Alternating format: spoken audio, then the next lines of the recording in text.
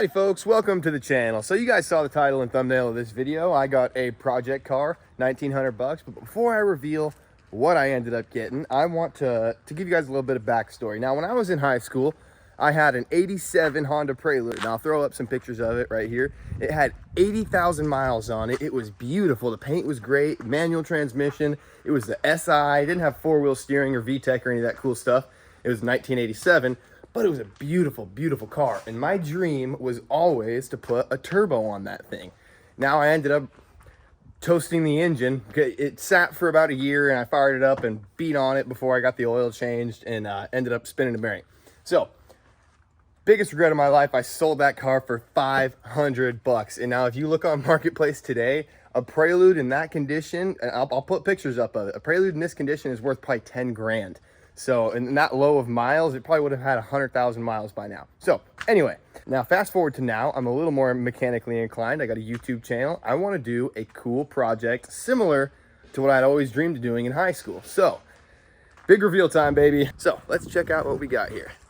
We have in our possession a beautiful mint condition, only 225,000 miles on her, Honda Civic Coupe. It's a 1997, got the D16 Y7, so it's non-VTEC. It's an EX, so it has nothing, or I don't know what the trim levels in Honda are, but whatever trim level gives you manual windows, manual locks, manual everything, no power steering. I mean, this thing is an absolute beaut, and she runs decent right now. She runs, so let's just put it that way. But it does have some issues. So when I first picked it up, I noticed a slight rod knock. But as I've been driving it around, probably put 20 miles on it, after the oil gets nice and warmed up, it knocks like crazy. So the first thing we're gonna do, come on in here, bud. So the first thing that we're gonna do to this car is we're gonna need to pull the engine out, but that's gonna be in a different video. Right now, real quick, let's just go on a little drive and let's show you what I'm talking about. So it runs pretty good, fires right up.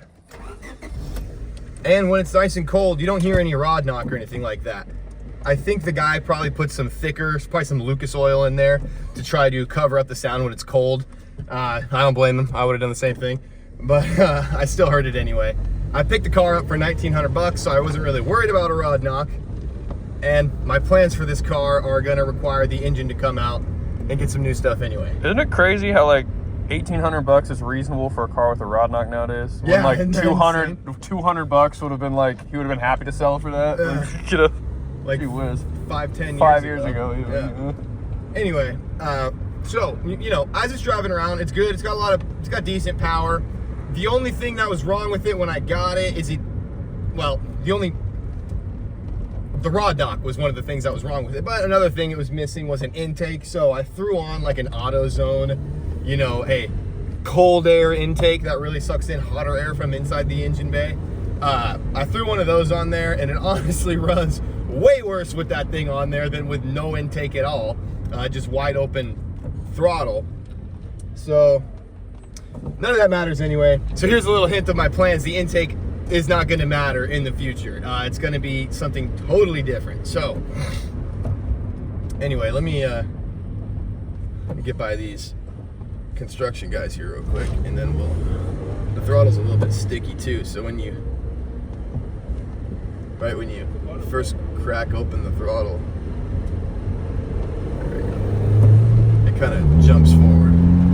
We're going downhill here, but I'll get on it anyway, and you can start to hear that rod knot creeping up a little bit. I'll pull over up here after I get on it and warm this up a little bit.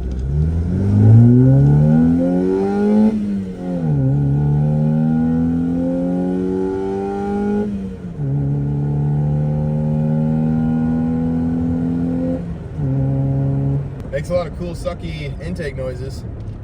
Cool sucky noises, huh? Yeah. So now that this thing is nice and warmed up, let's go take a listen to that rod knock.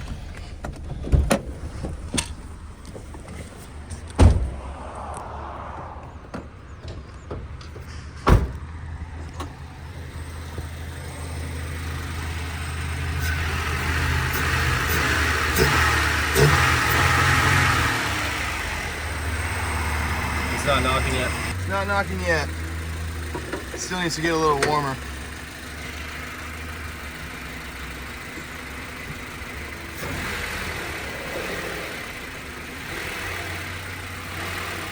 That's just a valve train.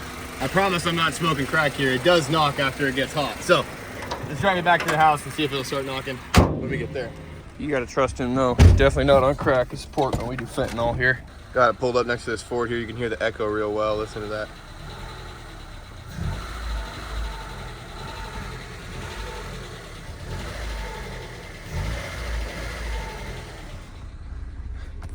That's a rod knock. Here we go. Now we can really hear that rod knock.